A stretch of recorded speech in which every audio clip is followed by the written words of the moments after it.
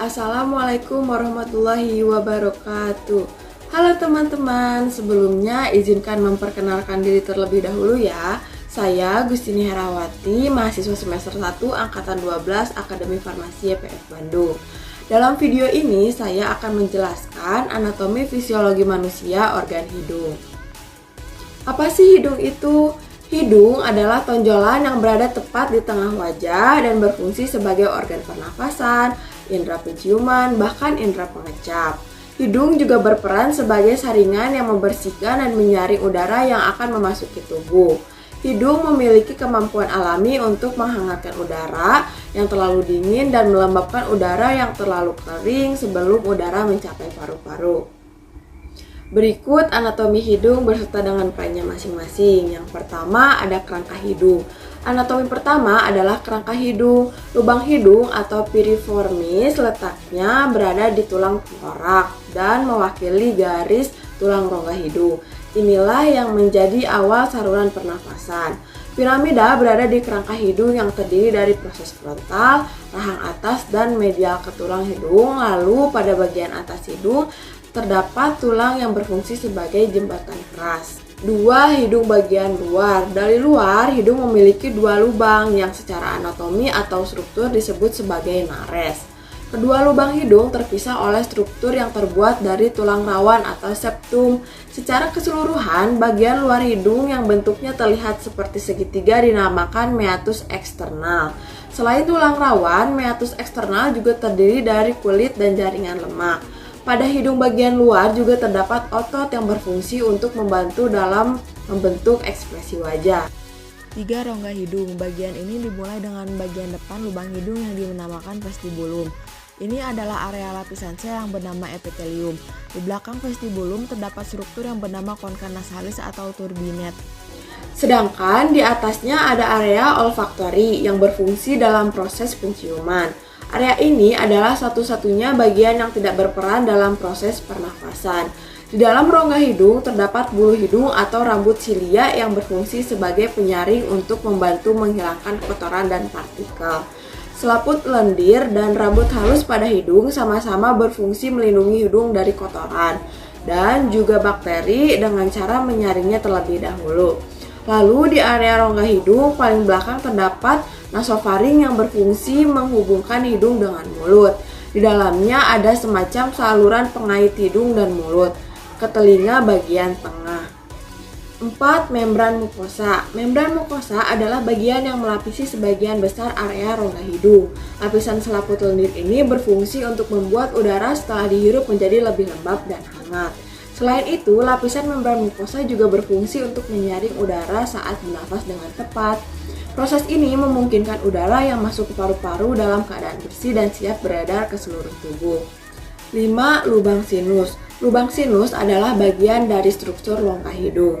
Terdiri dari 4 jenis. Lubang sinus pada hidung ini berfungsi untuk meringankan beban di tengkorak kepala sehingga tidak terlalu berat. Yang pertama ada sinus etmodial, terletak di area dekat batang hidung. Sinus ini sudah muncul sejak lahir dan akan terus berkembang. Kedua ada sinus maksila, terdapat di daerah dekat pipi yang sudah muncul sejak awal lahir. Sama seperti sinus etmodial, sinus maksila juga akan terus berkembang. Ketiga ada sinus frontalis, berada di area dahi. Berbeda dari 2 sinus sebelumnya, sinus ini tidak muncul sejak awal kelahiran dan baru terbentuk pada usia sekitar 7 tahun. Dan yang terakhir ada sinus sphenoidal, terletak paling dalam dibanding sinus lainnya. Sinus sphenoidal tersembunyi di balik rongga hidung, biasanya baru terbentuk saat sudah memasuki usia remaja. Fisiologi hidung. Organ hidung mempunyai beberapa fungsi penting dalam tubuh, di antaranya adalah menghirup udara agar masuk ke dalam tubuh, memaksimalkan fitur wajah, berkontribusi pada suara saat berbicara, menyaring dan membersihkan udara dari partikel dan alergen, menambah indera penciuman, menghangatkan dan melembabkan udara. Berikut adalah penjelasan lainnya mengenai fungsi dari bagian hidung manusia seperti sebagai sistem pernafasan, sebagai sistem pertahanan tubuh, indera penciuman, dan membantu pengecap makanan. Selanjutnya, penyakit pada hidung. Hidung adalah salah satu aset terpenting dalam tubuh manusia. Kesehatannya harus senantiasa dijaga agar tidak rentan terjadi masalah-masalah hidung yang merugikan. Nah, berikut ini adalah deretan penyakit dan gangguan pada hidung yang paling sering terjadi. Yang pertama ada mimisan. Mimisan adalah pendarahan yang terjadi dari dalam dinding saluran hidung. Kondisi ini sangat umum terjadi. Diperkirakan 60% orang setidaknya pernah mengalami mimisan satu kali seumur hidupnya. Pendarahan dari hidung terjadi ketika pembuluh-pembuluh darah kecil atau kapiler yang terdapat di dinding saluran hidung mengalami kerusakan. Kerusakan tersebut biasanya disebabkan oleh udara kering, kebiasaan mengupil, pilek, serta meniup ingus terlalu keras. Rinitis. Rinitis adalah penyakit pada hidung yang ditandai dengan hidung meler, bersin, hidung tersumbat, serta kelelahan. Kondisi ini dapat dialami anak-anak dan orang dewasa. Kondisi ini terbagi dalam dua jenis, yaitu rinitis alergi dan rinitis non-alergi atau vasomotor. Pemicu pada rinitis alergi dapat meliputi alergen seperti bulu binatang dan debu.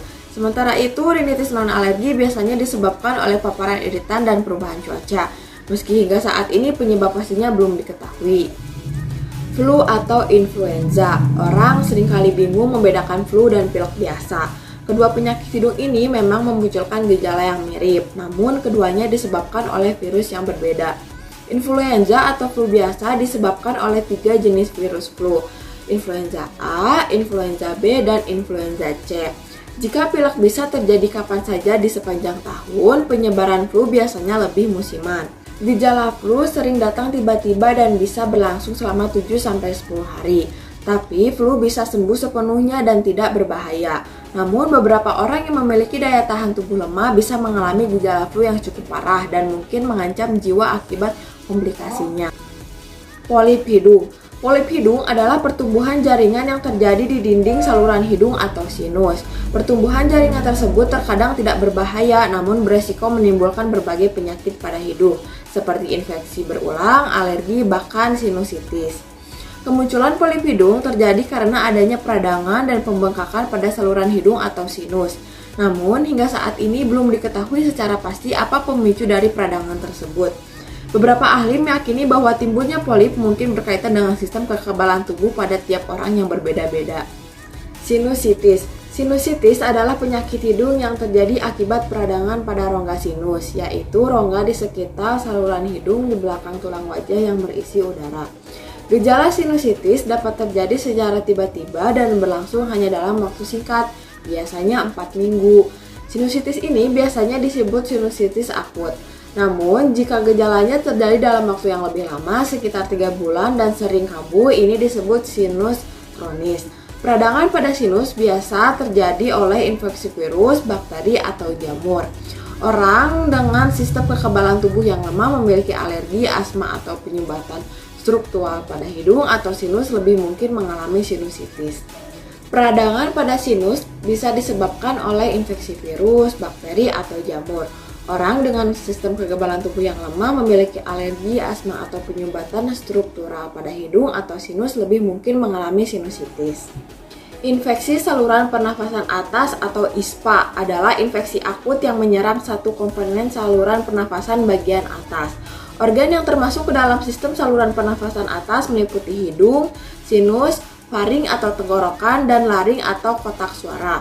Penyebab ISPA adalah virus atau bakteri. Virus utama penyebab ISPA adalah rhinovirus dan coronavirus. Gejala ISPA yang umum muncul antara lain batuk kering tanpa dahak, demam ringan, sakit tenggorokan, serta sesak nafas.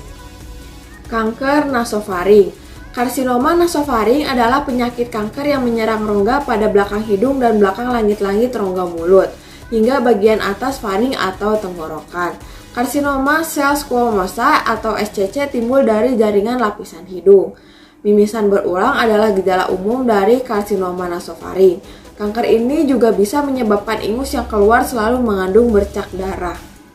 Penanganan dan pengobatan untuk hidung yang bermasalah akan tergantung pada apa penyebab utamanya. Biasanya gangguan hidung dengan bersifat ringan seperti pilek dan mimisan bisa ditangani sendiri dengan pengobatan rumahan. Namun, jika terdapat gejala-gejala yang mengganggu aktivitas sehari-hari seperti mimisan berulang, kesulitan bernafas, atau rasa sakit yang tak tertahankan, harus segera memeriksakan diri ke dokter. Ingat, ketika sudah mulai merasakan gejala-gejala yang tidak wajar, seringan apapun kondisinya, sebaiknya segera kunjungi dokter untuk mendapatkan penanganan yang tepat. Penting juga untuk melakukan pencegahan penyakit dengan melakukan perawatan pada hidung secara rutin. Dan yang terakhir, bagaimana sih cara menjaga kesehatan hidung? Beberapa di antaranya yaitu menghindari polusi, menghindari penyebab alergi, menghindari orang sakit, minum banyak air putih, menjaga kebersihan tangan, tidak mengupil menggunakan tangan, tidak mengupil di seberang tempat, menjaga udara lembab, rajin membersihkan hidung, dan rajin membersihkan debu. Itulah sedikit penjelasan dari saya mengenai anatomi fisiologi manusia organ hidung. Semoga bermanfaat bagi teman-teman semua. Jangan lupa like dan komennya. Sampai jumpa di video selanjutnya. Wassalamualaikum warahmatullahi wabarakatuh.